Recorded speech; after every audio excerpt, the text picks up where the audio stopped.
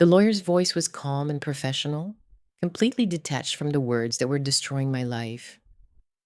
And to Hope Elizabeth Manning, I leave the entirety of my estate, including all properties, bank accounts, investments, and personal possessions. I stared at him across the mahogany desk, certain I'd misheard. What did you say? Your late husband's will designates someone named Hope Elizabeth Manning as the sole beneficiary of his estate. That's our daughter's name, I whispered. Our baby, who was stillborn 15 years ago. The lawyer, Mr. Peterson, looked down at his papers uncomfortably. Mrs. Manning, I'm sorry for your loss, but this will was updated just 3 months ago. It specifically names Hope Elizabeth Manning, currently residing at 847 Maple Street in Portland. She's listed as 24 years old. The room started spinning. 24 years old. Our daughter would have been 15 if she'd lived. This didn't make sense. None of it made sense. My name is Claire Manning. I'm 43 years old, and 1 week ago, my husband of 25 years died of a sudden heart attack. We were supposed to grow old together. Instead, I was sitting in a lawyer's office, finding out that Daniel had left everything we'd built together to a stranger who somehow had our dead daughter's name. There has to be a mistake, I said. Daniel wouldn't do this. We've been married for 25 years. Everything we had was ours together. Mr. Peterson pushed a document across the desk. This is his will, signed and witnessed 3 months ago. I'm required to contact Miss Manning and inform her of her inheritance. I thought you should know first. I picked up the will with shaking hands. There was Daniel's signature at the bottom, his familiar handwriting that I'd seen on birthday cards and grocery lists and love notes, but the words above it were impossible. I don't understand. Who is this woman? Why does she have our daughter's name? I was hoping you could tell me, Mr. Peterson said gently. Did your husband have any other children? Any family members he might have wanted to provide for? No, we only had Hope and she died. We never had other children. We couldn't. After Hope, the doctor said I couldn't carry another pregnancy. Daniel was an only child. His parents are dead. There's no one named Hope Elizabeth Manning except our daughter who's been dead for 15 years. Mr. Peterson made a note on his legal pad. I'll need to investigate this further. In the meantime, I'll contact Miss Manning and schedule a meeting. Perhaps she can explain her connection to your husband. I left the lawyer's office in a daze. Outside, the Portland rain was falling steadily, matching the tears running down my face. I sat in my car in the parking lot and tried to make sense of what I'd just learned. Daniel had updated his will 3 months ago. 3 months ago, we'd celebrated our 25th wedding anniversary. We'd gone to that nice Italian restaurant downtown. He'd given me diamond earrings. We'd talked about maybe taking a trip to Europe in the fall. And apparently, sometime around then, he'd gone to a lawyer and changed his will to leave everything to a woman named Hope. I pulled out my phone and searched for Hope Elizabeth Manning in Portland. There were several Facebook profiles, a few LinkedIn accounts, but none of them seemed right. I tried adding different search terms. Hope Manning Portland, 24 years old. Then I found something. A news article from 9 years ago. Local teen wins statewide art competition. The photo showed a 15-year-old girl with long dark hair and a shy smile holding up a painting. The caption read, Hope Manning, 15 of Portland, won first place in the Oregon Young Artist Competition. I zoomed in on the photo. The girl had Daniel's eyes, the same dark brown, almost black, the same slightly hooded lids, the same shape to her face. My hands started shaking so badly I almost dropped the phone. This girl looked like Daniel. She had his features, and she was the right age. I drove home in shock. Home to the house Daniel and I had bought together 20 years ago. I walked past a photo of us on our wedding day, past a picture from our 10th anniversary trip to Hawaii, past a framed sonogram photo of Hope, our daughter who'd never taken a breath. That photo had been in our bedroom for 15 years. I looked at it now, at the fuzzy black and white image of our baby girl. 20 weeks along when my water broke unexpectedly. The doctors couldn't stop the labor. Hope had been born too early to survive. We'd held her tiny, perfect body and said goodbye. Daniel had been devastated, we both were, but we'd grieved together. We'd named her Hope, because that's what we'd felt when we found out I was pregnant. Hope for our future. And then we'd buried that hope in a tiny white casket. Or so I thought. I called my best friend Rachel. She answered on the second ring. Claire, how are you doing? I've been worried about you. Rachel, something's happened. Something I don't understand. I told her about the will, about the woman named Hope Elizabeth Manning, about the photo of a teenage girl with Daniel's eyes. Rachel was quiet for a long moment. Then she said, You think Daniel had another daughter? I don't know what I think. But that girl looked like him, Rachel. And she has our daughter's exact name. That can't be a coincidence. When would he have had another child? You've been married for 25 years. She's 24. That means she was conceived a year after we got married, right around the time we were trying to get pregnant ourselves. Rachel inhaled sharply. You think Daniel had an affair? I don't want to think that. But what else could it be? Mr. Peterson called 2 days later. I've been in contact with Miss Manning. She's agreed to meet with you tomorrow at 2 p.m. at my office. Did she say how she knew Daniel? No. She said she'd prefer to explain everything in person. I didn't sleep that night. I lay in bed, Daniel's side still empty, trying to prepare myself for whatever I was about to learn. Part of me hoped for a reasonable explanation. Maybe this hope was someone Daniel had mentored. Maybe the name was just a coincidence. But I couldn't stop thinking about that photo, about the girl with Daniel's eyes.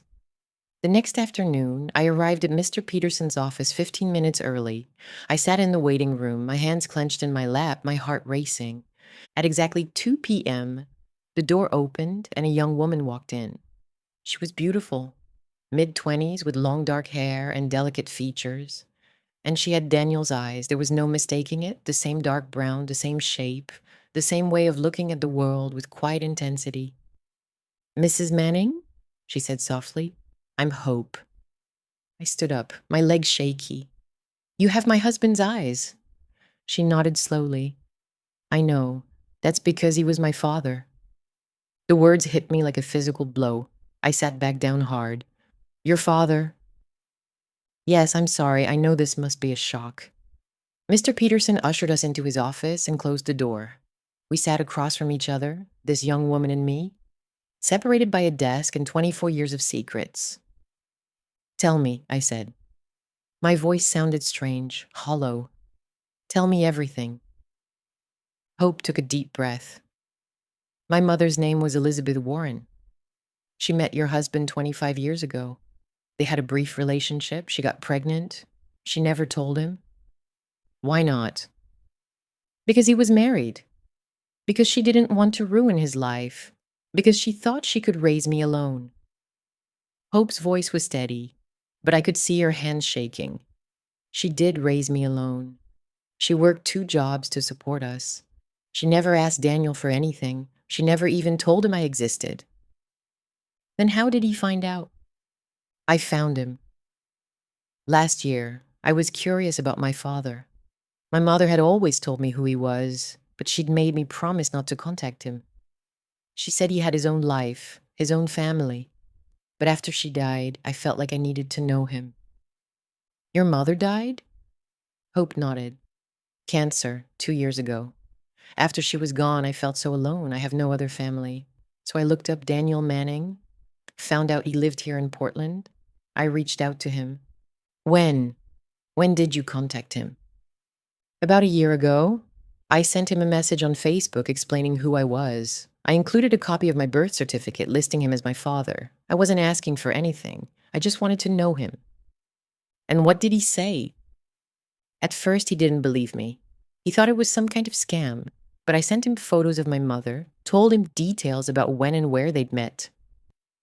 Eventually, he agreed to take a DNA test. It came back showing he was definitely my father. I felt sick. Daniel had taken a DNA test a year ago and never told me. He discovered he had a daughter and never said a word. Why didn't he tell me? I whispered.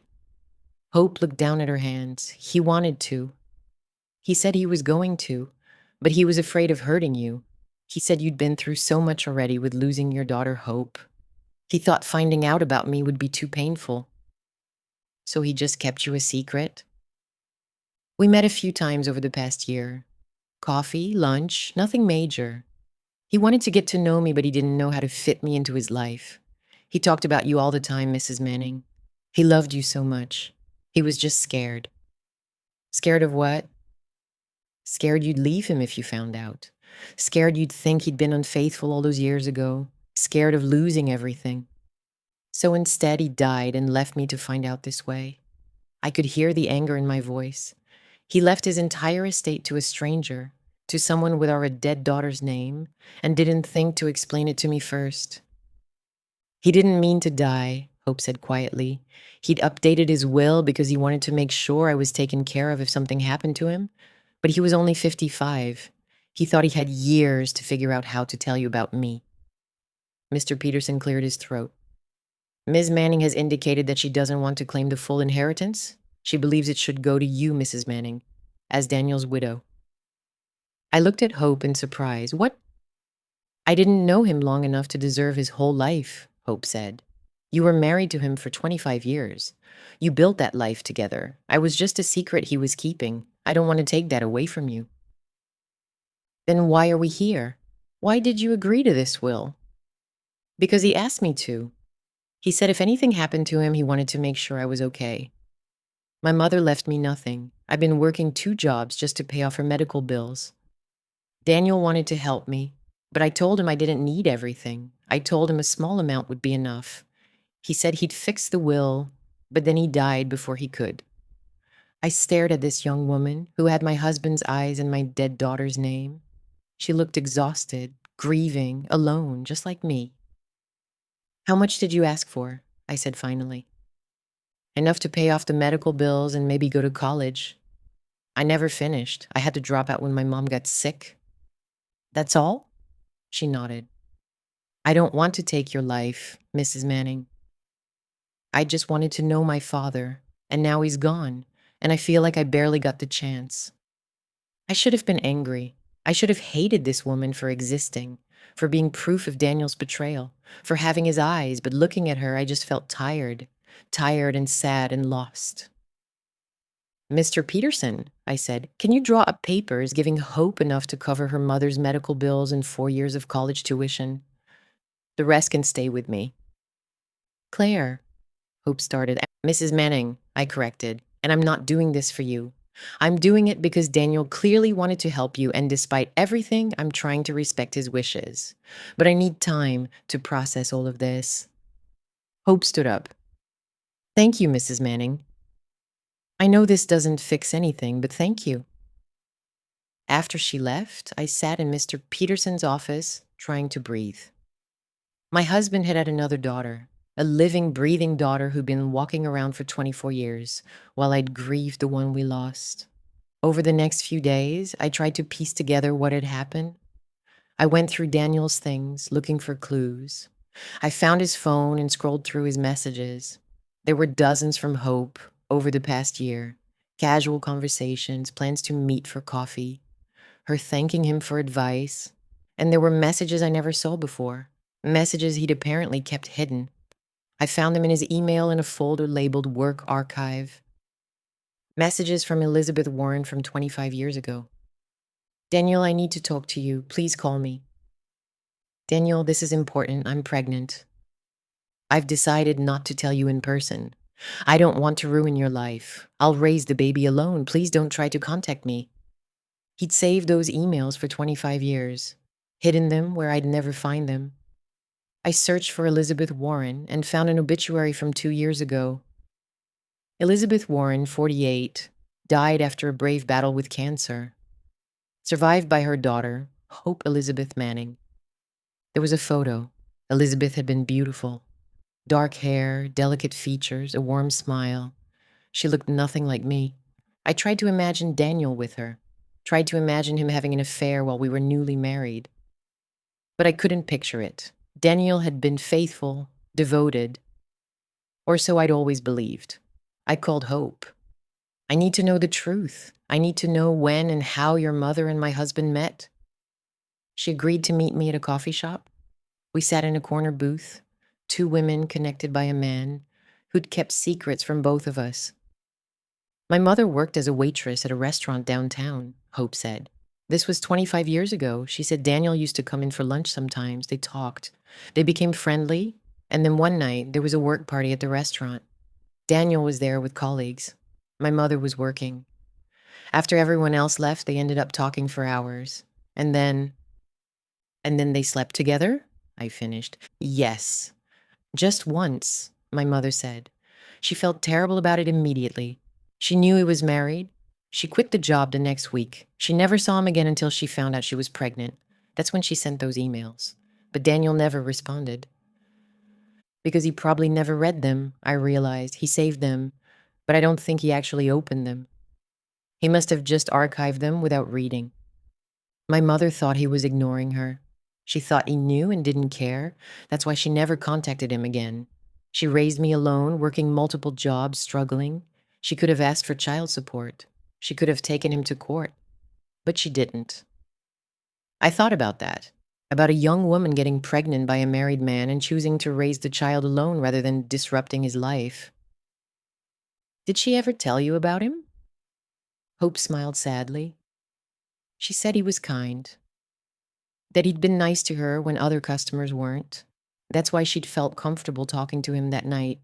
She said the affair wasn't his fault. She'd initiated it. She'd seen he'd had too much to drink and she'd offered to help him get a cab. And then they'd talked and she'd invited him back to her apartment and one thing led to another. So it was just one night? One night, one mistake, that's all. I should have felt better knowing it wasn't an ongoing affair, but somehow it made it worse. Our entire marriage, the daughter I'd lost, the daughter I'd never known existed, all because of one drunken night. The name, I said, why did your mother name you Hope Elizabeth? Elizabeth is her name. Hope was because that's what I represented to her. Hope for a better future.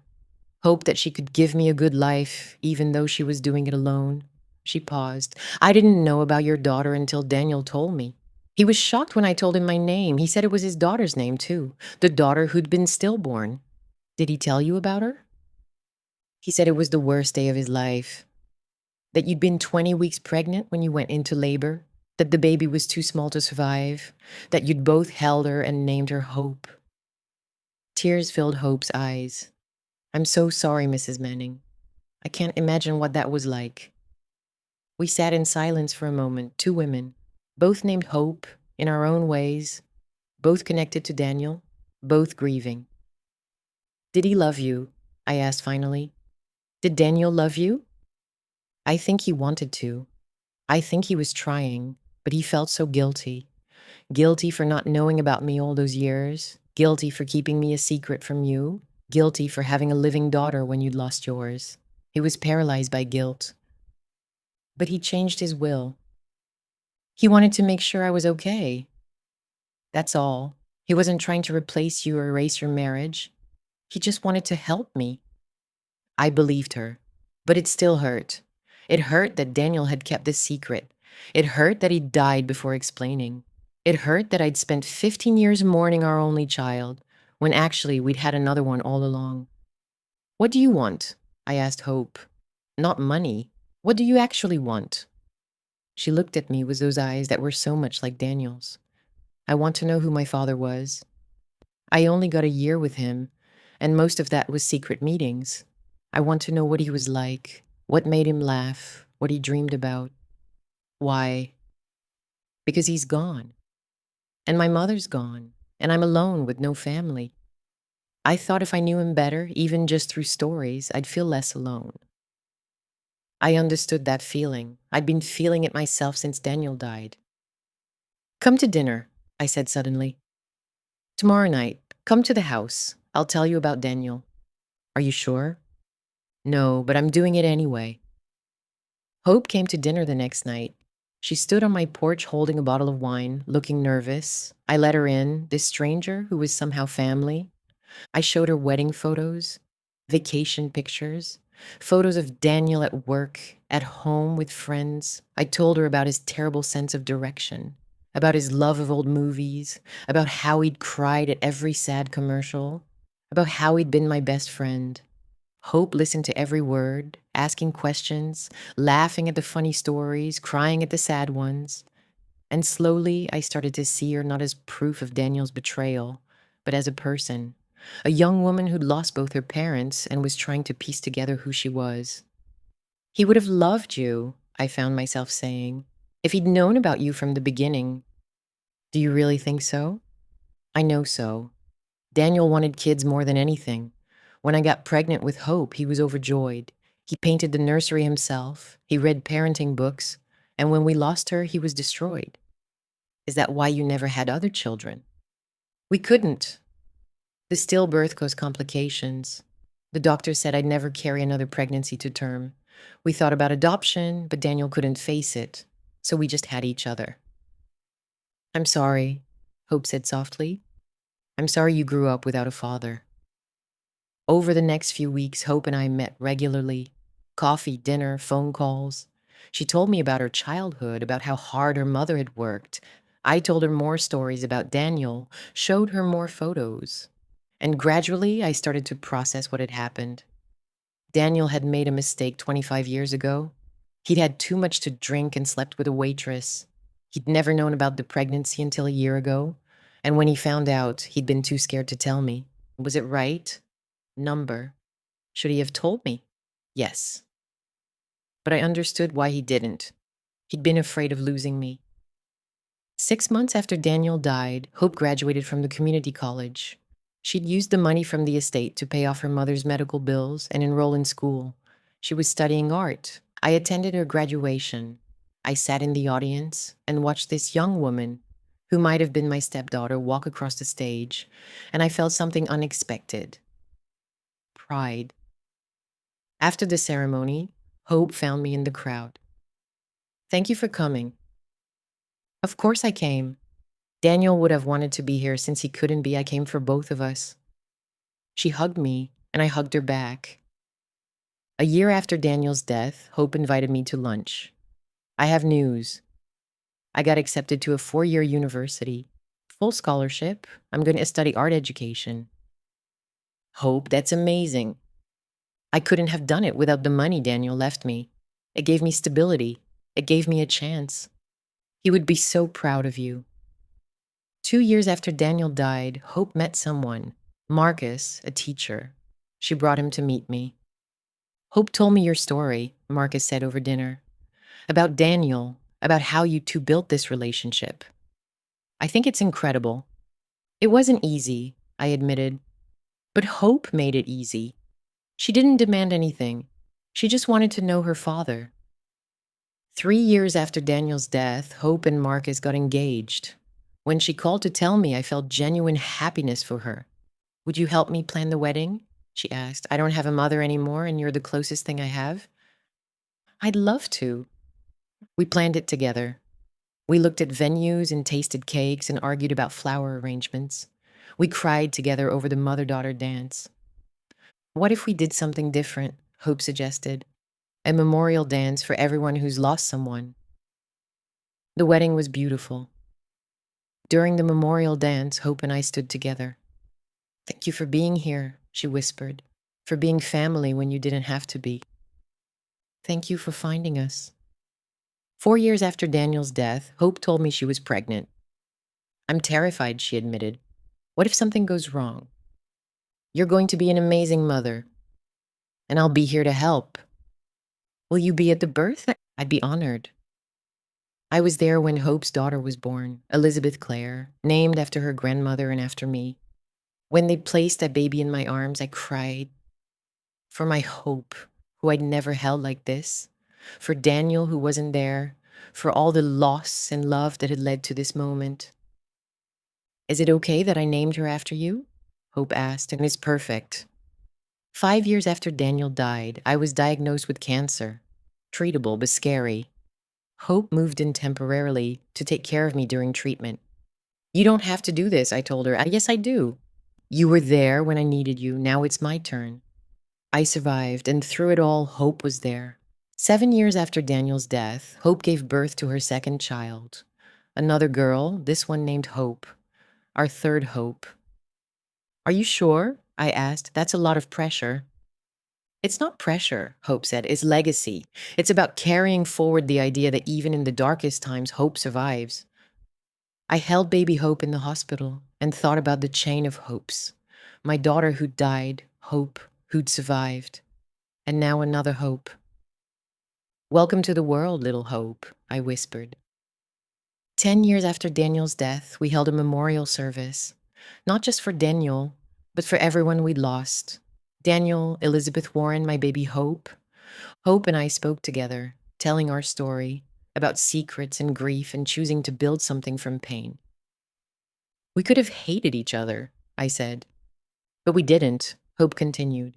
We chose love instead. 12 years after Daniel died, I was diagnosed with a heart condition. Not immediately life-threatening, but serious enough that I needed to get my affairs in order. I met with Mr. Peterson to update my will. I want to leave everything to Hope, I told him. The same Hope who was in your husband's will, he asked, and the same one. She's my daughter in every way that matters except biology. I signed the will, making Hope my beneficiary, just like Daniel had done, coming full circle. But this time there would be no shock, no secrets. Hope knew. We'd discussed it. You're my family, I told her. Who else would I leave it to? 15 years after Daniel's death, Hope and her family moved back to Portland after living across the country for a few years. They found a house 3 blocks from me. Close enough to visit all the time, Hope said, and they did.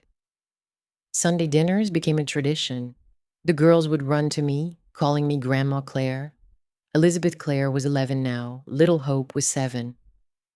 One Sunday, as we sat on Hope's porch after dinner, she said, "Do you think Daniel knew that this would happen?" I think he hoped. He couldn't tell me the truth while he was alive, but he found a way to bring us together after he died. He forced us to deal with it, and in doing that, he gave us both something we needed. He gave us each other, Hope said. Yes. 18 years after Daniel died, I got sick again. This time, it was serious. The doctor said months, maybe a year. Hope moved in with her family to care for me. You're my mother, she said. Not biologically, but in every way that matters. I love you, Hope. I love you too. Thank you for giving me a chance. Thank you for becoming my family. I died 3 days later, surrounded by family. Hope holding one hand, Rachel the other, the girls at the foot of the bed, the family I'd built from secrets and grief. At my funeral, Hope gave the eulogy. Claire Manning was my father's wife, but she became so much more.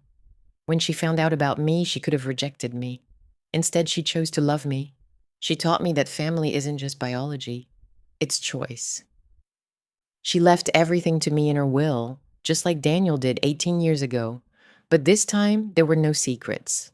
This time, it was just a mother leaving things to her daughter, because that's what we were, by choice, by love. I was buried next to Daniel and my baby Hope. On my headstone, beloved wife, mother, and grandmother, she taught us that family is chosen. And below that, 3 names: Hope Elizabeth Manning, Elizabeth Claire, Hope Manning. After my death, Hope continued the work we'd started. The scholarship fund we'd created helped hundreds of students. Her book about our story found readers dealing with complicated families. And through it all, she told the story about how a husband's will left everything to a woman named Hope, about how that shocking discovery led to an unexpected family, about how grief and secrets can become something beautiful if you choose love. Because that's what we did. We chose each other. We chose family. We chose hope. My husband left everything to Hope, our stillborn child's name. And in doing that, he gave me everything too: a daughter, a family, a reason to keep going. 18 years, from that shocking day in the lawyer's office to the day I died. 18 years of choosing each other, of building something beautiful from something broken.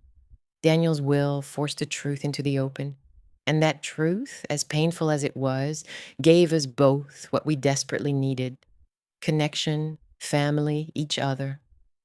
Sometimes the worst moments lead to the best relationships. Sometimes the people who come into our world in the most unexpected ways become the most important people we'll ever know. My husband left everything to Hope. And somehow that became the greatest gift he ever gave me.